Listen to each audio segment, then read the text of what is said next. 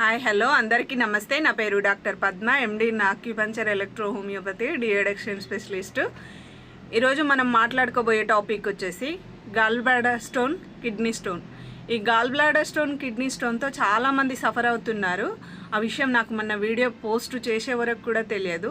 నేను video post చేసిన తర్వాత ఆ వీడియోని చూసి చాలామంది వచ్చారు మన దగ్గరికి. చాలామంది వేసే క్వశ్చన్ ఏంటంటే, గాల్ బ్లాడర్ స్టోన్ ఎందుకు ఫామ్ అవుతుంది మేడం, మేము వాటర్ బాగా తీసుకుంటున్నాము, మాకు కిడ్నీ స్టోన్ ఎందుకు ఫామ్ అవుతుంది, వాటర్ బాగా తీసుకుంటున్నాము అని అంటున్నారు.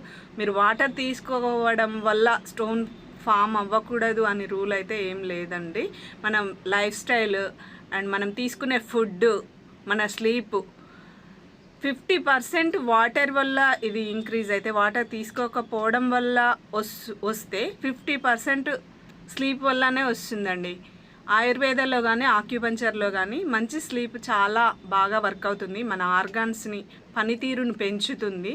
ఏంటంటే మన వాళ్ళు బాగా పడుకుంటున్నాము అని అంటే ఏ టైంకి పడుకుంటున్నారని నేను అడిగినప్పుడు, మేడం మేము 11 గంటలకు పడుకుంటాము, మేడం మేము 12 గంటలకు పడుకుంటాము, మార్నింగ్ 7 వరకు లేవము అని చెప్తున్నారు.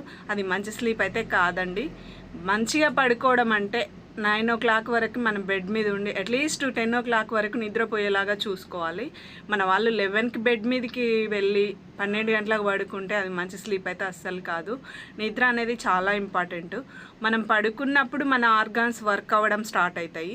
అదే మనం నిద్రపోకుండా ఉన్నట్లయితే మన ఆర్గాన్స్ అయితే పనితీరు తగ్గుతుంది. సో నేనేం చెప్తానంటే, మంచి స్లీప్, మంచి ఫుడ్ హ్యాబిట్స్, జంక్ ఫుడ్ కానీ నాన్ వెజ్ కానీ తక్కువ తీసుకోండి. శాకాహారం ఎక్కువ తీసుకొని మాంసాహారం తగ్గించండి. మసాలా ఫుడ్స్ తగ్గించండి. ఫ్రైడ్ రైస్ కానీ ఇట్లాంటి జంక్ ఫుడ్స్. నన్ను అడిగినట్లయితే అసలు మాంసాహారం తీసుకోకపోవడమే చాలా మంచిదండి. ఇంకోటి ఏంటంటే, చాలామంది gall bladder stone, kidney stone అనగానే ఆపరేషన్కి వెళ్తుంటారు. ఆపరేషన్ చేసినప్పుడు బాగానే ఉంటుంది, తర్వాత మళ్ళీ రిపీట్ అవుతుంది. మన ఆక్యుపంచర్ నేచర్ క్యూర్ క్లినిక్లో ఎలాంటి ఆపరేషన్ లేకుండానే వితిన్ 3 or 4 monthsలోనే మనం gall bladder stone, kidney stone న్యాచురల్గానే తగ్గించుకోవచ్చు. మోషన్ రూపంలో, యూరిన్ రూపంలోనే పడిపోతున్నాయి స్టోన్స్ అనేది. సో మనం ఆపరేషన్ లేకుండానే ఇంత మంచి ట్రీట్మెంట్స్ పెట్టుకొని కూడా మనం ఎందుకండి ఆపరేషన్స్కి వెళ్ళి మళ్ళీ తర్వాత ఇబ్బందులు పడడము.